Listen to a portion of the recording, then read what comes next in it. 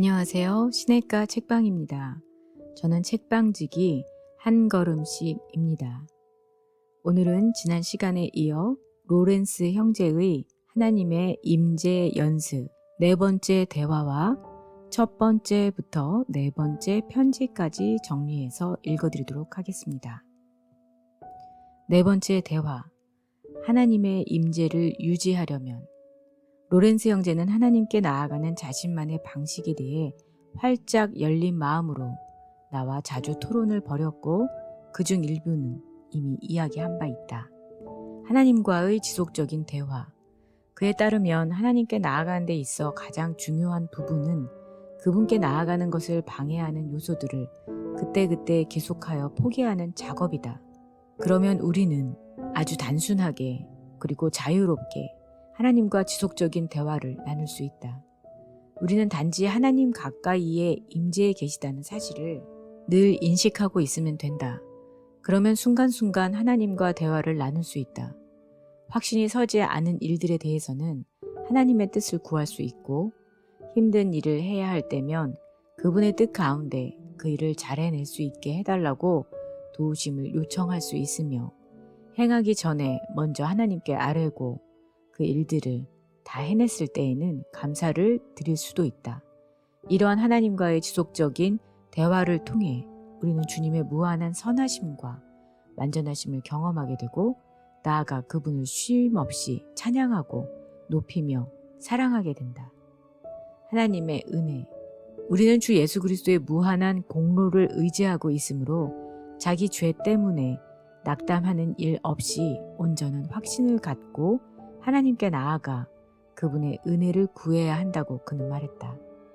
하나님은 그분께 나아가는 자들에게 결코 은혜를 거두시는 법이 없다. 그는 하나님의 임재 의식에서 생각이 벗어나거나 하나님의 도우심을 구하는 것을 잊어버린 경우를 제외하고는 언제나 은혜를 분명히 감지했고 그 은혜가 부족했던 적이 한 번도 없었다고 했다. 우리가 어떻게 행하는 게 옳은지 확신하지 못할 때에도 하나님은 우리에게 언제나 빛을 비춰주신다고 했다. 다만 우리는 하나님을 기쁘시게 하는 것 외에 다른 의도가 없어야 할 것이다. 우리의 성화는 우리가 이런 일도 해보고 저런 일도 해보는 데 달려있는 게 아니라 이런 일이든 저런 일이든 우리가 흔히 자신을 위해서 해왔던 그 일들을 방향을 돌려 하나님을 위해 하는 데 달려있다고 그는 말했다. 일부 목적과 수단을 혼동한 나머지 특정한 일들에 중독되다시피 매달려 있으되 인간적 혹은 이기적인 관심 때문에 그 일조차 지극히 불완전하게 행하는 이들이 많은 것 같은데 그것은 참으로 통탄할 일이라고 했다. 로렌스의 기도 방식. 로렌스 형제가 터득한 하나님과 대화하는 가장 효과적인 방법은 놀랍게도 일상적인 일들을 수행하는 것에 있었다.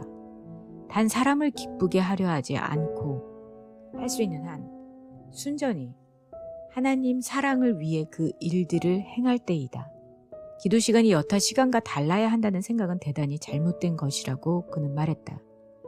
기도 시간에 기도로 하나님께 충실한 것처럼 일하는 시간에는 일로서 하나님께 충실해야 할 엄중한 의무가 있다는 것이다. 그의 기도는 다른 무엇도 아니고 오직 하나님의 임재를 의식하는 것이었으며 그 시간에 그의 영혼은 하나님의 거룩한 사랑 외의 모든 것에 무감각해진다고 했다. 그리고 정해진 기도 시간이 지나도 그는 여전히 하나님과 함께하며 힘을 다해 그분을 찬양하고 감사하기 때문에 달라지는 것은 아무것도 없다고 했다. 그래서 그는 계속적인 기쁨 가운데 살 수 있었다. 다만 그는 자기가 좀 더 강해져야 할 필요가 있을 때에는 하나님께 무언가 좀 힘들게 겪어내야 할 일들을 자신에게 주시기를 바랐다. 믿음, 소망, 사랑. 그는 또 우리가 하나님의 뜻대로 행하고 있다는 것을 확신할 수 있으려면 믿음과 소망과 사랑의 태도를 키워가야 한다고 했다. 믿음은 우리로 하여금 하나님을 전적으로 신뢰하게 만들며 그분께 자신을 굴복시킴으로써 주님이 우리를 속이지 않으실 것을 확신시킨다. 모든 일을 하나님 사랑을 위해 한다고 할 때 우리는 사소한 일들을 하는 것에 실증을 내서는 안 되는데 이는 우리의 일이 얼마나 크고 위대하냐가 아니라 그 일을 사랑으로 하느냐에 그분의 관심이 있기 때문이라고 했다. 그는 하나님 사랑을 위해 모든 수고를 기울일 때 우리의 그런 노력이 도중에 실패로 끝나지 않을지 의심해서는 안 된다고 했다. 계속 애쓰다 보면 우리의 염려와는 달리 자연스럽게 우리 안에 행동의 열매가 생기고 그것이 삶의 습관으로 자리 잡아 결국 넘치는 기쁨을 누리게 될 것이기 때문이라고 했다.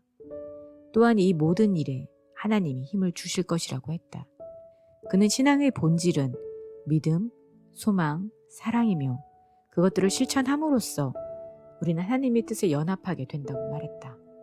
그 밖에 다른 모든 것은 아무래도 좋으며 우리로 하여금 목표에 이르게 하는 수단으로 사용되어야 하고 목표에 이른 후 그것들은 믿음과 사랑으로 덮어 가려져야 한다고 했다. 믿는 자에게는 모든 것이 다 가능하고 소망이 있는 자는 덜 힘들게 마련이며 사랑하는 자에게는 모든 것이 쉽다고 그는 말했다.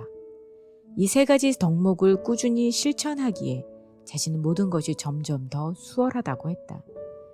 자기 성찰. 로렌스 형제는 우리가 자신에게 제시해야 할 가장 큰 목표는 영원 세상뿐 아니라 이 땅에서도 할 수 있는 한 가장 온전한 하나님의 예배자가 되는 것이라고 했다. 그에 따르면 우리는 영적 생활을 시작할 때 자기가 어떤 존재인가에 대해 철저하게 살피고 돌아보아야 한다. 그럼으로써 우리가 모든 멸시를 받아 마땅하고 그리스도인이라는 이름으로 불릴 자격도 없으며 온갖 불행과 헤아릴 수 없는 고통을 당해도 마땅한 존재라는 사실을 깨달아야 한다. 그런 불행과 고통을 겪으면 우리는 건강을 잃고 내적으로나 외적으로 몹시 괴롭겠지만 그 일을 통해 하나님께서는 우리를 겸손케 하신다는 점을 알아야 한다.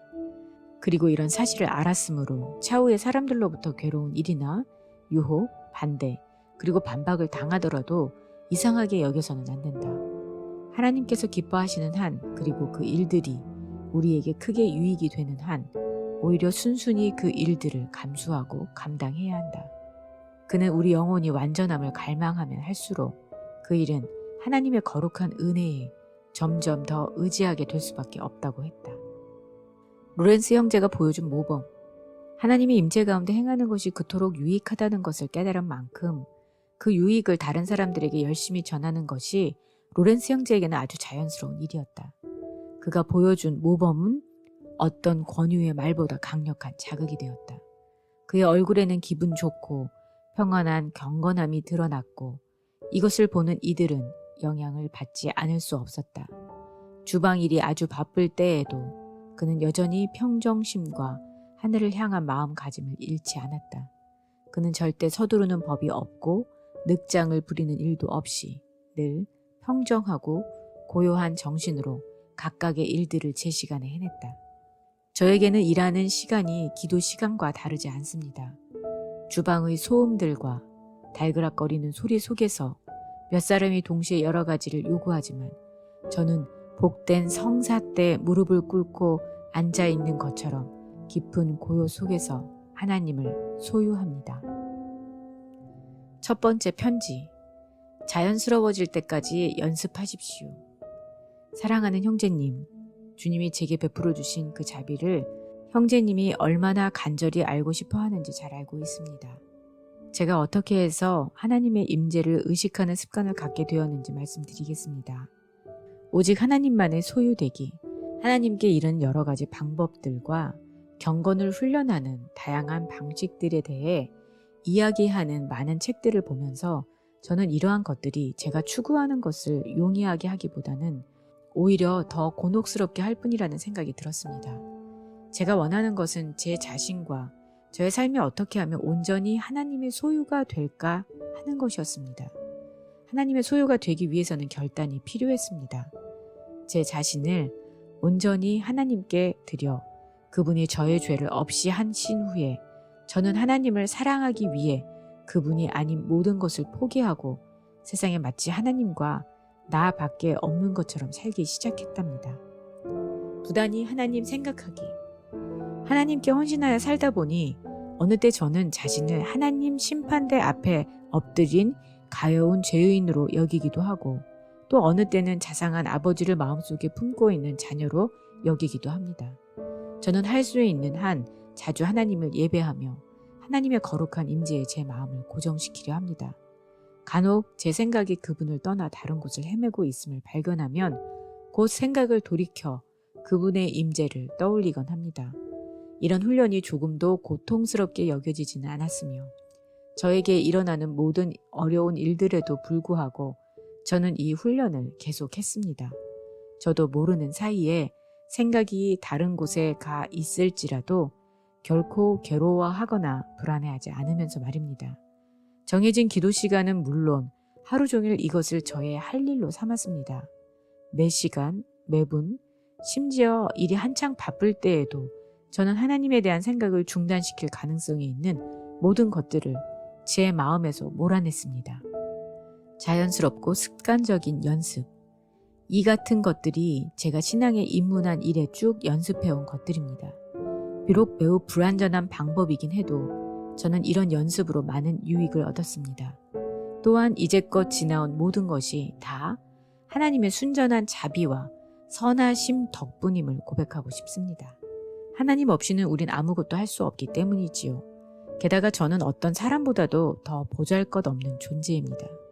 하지만 우리가 신실하게 하나님의 거룩한 임재 안에서 떠나지 않는다면, 그리고 늘 우리 자신보다 그분을 앞세운다면 이를 통해 우리는 하나님을 거스르거나 고의적으로 그분을 불쾌하게 만들지 않게 될 뿐만 아니라 우리 안에 거룩한 자유가 생겨나며, 이렇게 말해도 될지 모르겠지만 하나님을 친밀하게 대할 수 있게도 되고, 이런 친밀함 안에서 우리가 필요로 하는 은혜를 구할 수도 있습니다. 결론적으로 이런 행동들을 자주 반복함으로써 그 행동들은 습관이 되고, 그래서 하나님의 임재는 우리에게 처음부터 아주 자연스러웠던 것처럼 된다는 것입니다. 바라건대 아무리 찬미해도 충분치 않을 저를 향한 하나님의 큰 선하심에 대해, 그리고 저 같은 비참한 죄인에게 베푸신 그 많은 은총에 대해 저와 함께 주님께 감사를 드렸으면 좋겠습니다. 만물이 하나님을 찬양하기를. 아멘. 주님 안에서 형제님의 신실한 벗 드림. 두 번째 편지. 연습은 어떻게 전개되는가? 형제님께. 며칠 전 한 경건한 사람과 대화를 나누었습니다. 그에 따르면 영적 삶이란 은혜의 삶으로서 노예적인 두려움에서 시작하여 영생에 대한 소망으로 강해지고 순전한 사랑으로 완성된다고 했습니다. 그리고 각 상태마다 서로 다른 단계들이 있고 각각의 단계들을 밟음으로써 사람은 마침내 복된 완성 지점에 이른다고 합니다. 연습은 어떻게 전개되는가? 저는 이 모든 방식들을 다 따르지는 않았습니다. 오히려 그 방식들은 저를 실망시킨다는 것을 알았습니다. 그래서 저는 차라리 하나님 앞에서 나 자신과 그 외의 모든 것을 다 포기하기로 결심했습니다. 그것은 하나님의 사랑에 대해 제가 할 수 있는 최선의 보답이었기 때문입니다. 이곳에 들어와서 처음 한 해 동안 저는 정해진 경건의 시간이 되면 대개 죽음, 심판, 천국, 지옥, 그리고 저의 죄에 대한 생각에 골몰하곤 했습니다. 그리고 그 후 몇 년간은 경건의 시간 외에도 하루 종일, 심지어 한창 일하는 중에도 조심스럽게 하나님의 임재하심에 마음을 쏟았습니다. 늘 나와 함께 하시며 내 안에 계시기도 하는 그분을 생각하면서 말입니다. 그러다가 저는 마침내 정해진 기도 시간에도 부지중 그렇게 하기에 이르렀고, 이로 인해 제 안에는 큰 기쁨과 위로가 생겨났습니다. 이 연습으로 제 안에는 하나님을 지극히 높이고 존중하는 마음이 일었고, 그 점에 있어서는 오직 믿음만이 저를 만족시킬 수 있을 정도가 되었습니다. 초기에 씨름했던 문제들. 시작은 그러했지만 처음 10년 동안은 상당히 고통스러웠다는 것을 말씀드리지 않을 수가 없습니다.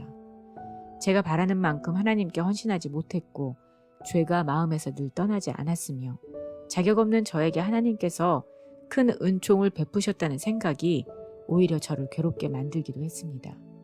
이 시기에 저는 자주 실족했고 힘겹게 다시 일어서야 했습니다.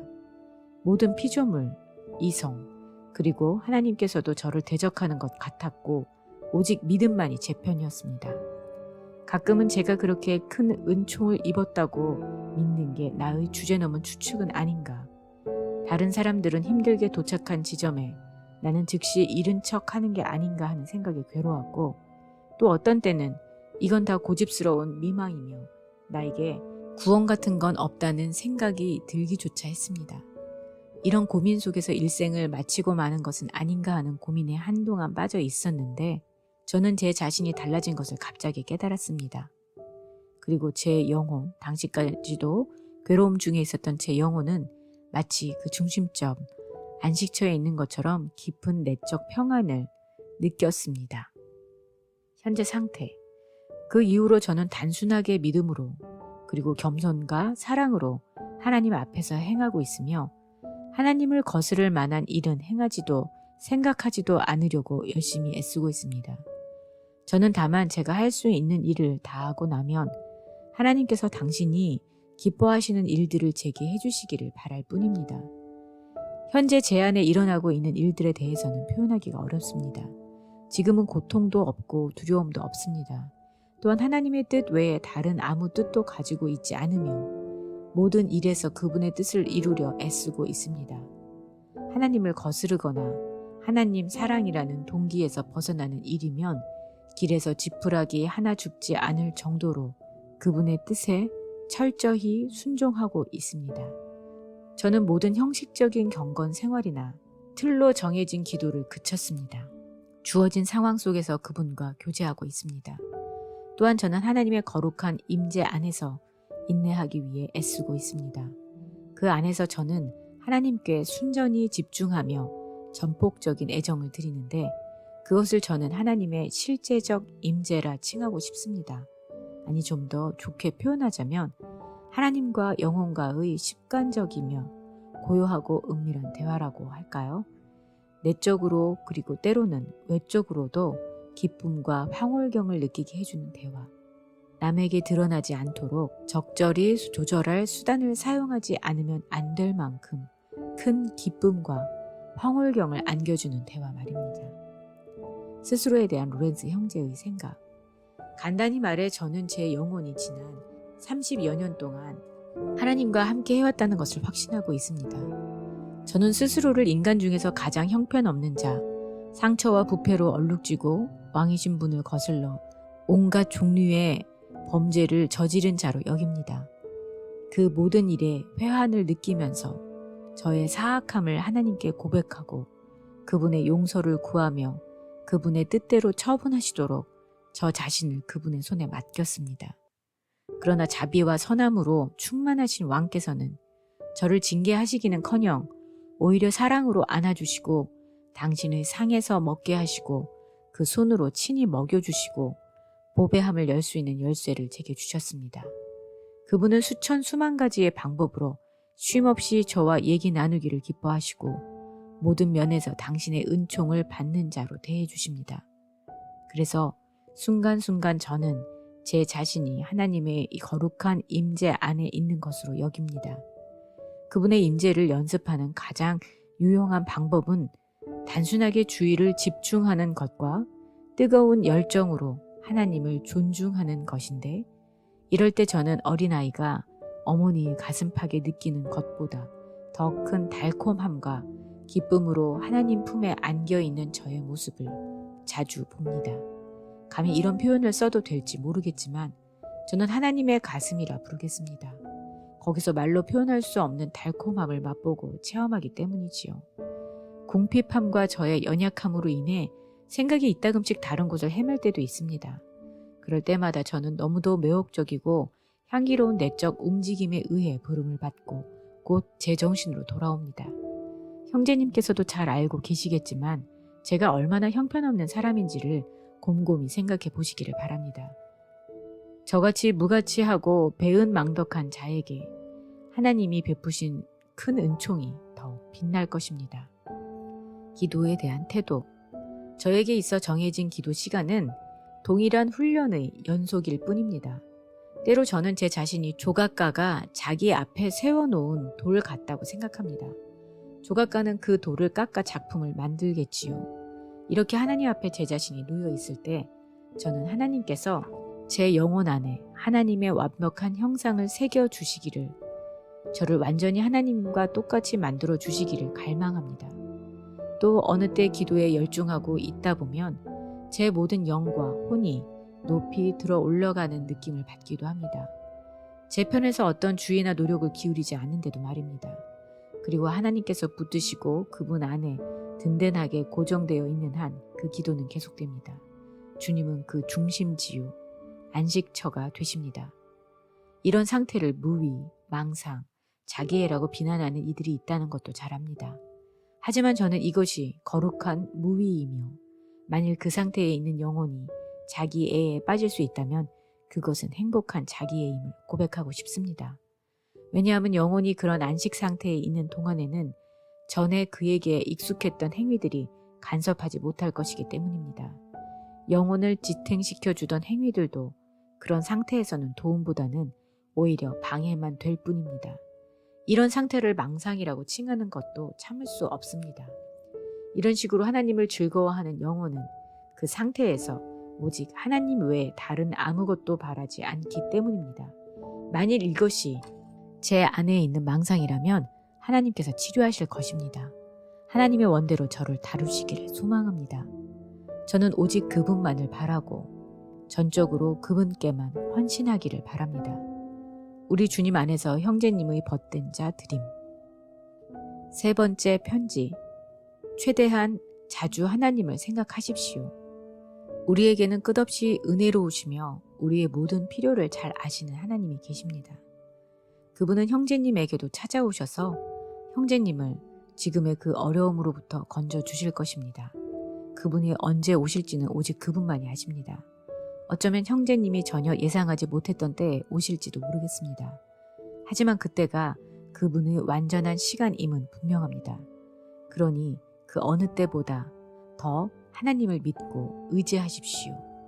하나님께서 형제님에게 베푸신 은총, 특히 고통 중에서 의연할 수 있고 인내하게 해주신 것에 대해 저와 함께 감사드렸으면 좋겠습니다. 이는 하나님께서 형제님을 돌보고 계시다는 뚜렷한 증거입니다. 그러므로 낙심하지 마시고 모든 것에 대해 감사하십시오. 동료 신자에게 주는 조언. 누구누구 씨의 꿋꿋함과 담대함에도 찬사를 보냅니다. 하나님께서 그에게 좋은 기질과 선한 뜻을 주셨습니다. 하지만 그에게는 아직도 세상적인 것이 조금 남아있고 청년의 혈기도 상당합니다. 하나님께서 그에게 허락하신 고통이 그에게 유익한 치료제가 되어 자신을 깊이 살필 수 있는 계기가 되었으면 합니다. 얼마 전 그에게 일어난 그 사고는 그가 언제 어디서나 자신과 동행하신 하나님을 전폭적으로 신뢰하게 되는 좋은 기회로 삼아야 합니다. 가능한 한 자주, 특히 크나큰 위험에 처했을 때 더욱 자주 하나님을 생각하라고 하십시오. 마음이 조금 고양되는 것만으로도 충분합니다. 행군 중이거나 한 손에 검을 잡았을 때 잠시라도 하나님을 기억하거나 마음속으로 예배 드릴 수 있다면 그것이 곧 기도입니다. 그 시간이 아무리 짧을지라도 이런 기도는 하나님께서 잘 받아주십니다. 병사가 위험에 처했을 때 이런 기도는 담대함을 위축시키기는커녕 그의 용기를 최상으로 강화시켜줍니다. 마음으로 짧은 찬양을 드리라. 할 수 있는 최대한으로 하나님을 생각하도록 그를 격려하십시오. 작지만 거룩한 이 훈련에 조금씩 익숙해지게 하십시오. 어느 누구도 알아차리지 못할 만큼 마음으로 짧게 드리는 이 찬미를 자주 되풀이하는 것은 그리 어렵지 않은 일입니다. 최대한 자주 하나님을 생각하되 여기 지시된 방식대로 하라고 추천해 주십시오. 생명이 위태로운 지경에 날마다 노출되는 병사에게 이는 아주 적합하고도 필요한 방법입니다. 하나님께서 제가 섬기는 그와 그의 온 가족들을 도우시기를 소원합니다. 그들의 벗이자 형제님의 벗으로부터. 네 번째 편지. 하나님의 임재라는 보화를 향유하십시오. 임재 연습에서 얻는 감탄할 만한 결과. 신앙 생활을 해온 지난 40여 년 동안 그가 계속해서 관심을 가져온 문제는 언제나 하나님과 함께 있는 것, 그리고 하나님을 거스를 만한 것은 행하지도 말하지도 생각하지도 않는 것이었답니다. 그는 어떤 목적도 아닌 순전히 하나님 사랑만을 염두에 두고서 그렇게 살고자 했습니다. 왜냐하면 하나님은 우리의 그런 헌신을 받으시기에 전적으로 합당한 분이시니까요. 이제 그는 하나님의 임재에 아주 익숙해져서 필요할 때마다 그분의 임재를 통한 친밀한 사귐으로부터 계속 도움을 얻고 있습니다. 약 30년 동안 그의 영혼은 지속적으로 크나큰 기쁨으로 충만해왔고 때로는 그것이 겉으로 드러나지 않도록 힘들게 조절해야만 할 정도가 되었습니다. 영혼이 표류할 때, 때로 그가 거룩한 임재에서 조금 멀리 떠나 있을 때면 하나님께서 곧 그의 영혼을 간섭하셔서 하나님을 생각하게 만드시는데 이런 일은 흔히 그가 물질 세상의 일에 골몰에 있을 때 일어납니다. 그는 하나님을 향해 마음을 고양시키거나 혹은 유순하고 다정하게 하나님께 주목함으로써 혹은 하나님과 사랑에 빠진 사람이 이런 경우에 하는 말 이를테면 나의 하나님, 여기 당신께 모든 것을 헌신한 죄가 있습니다. 주님 뜻에 따라 저를 빚으소서라고 말함으로써 이런 내적인 이끌림에 엄중한 충성심으로 응답합니다.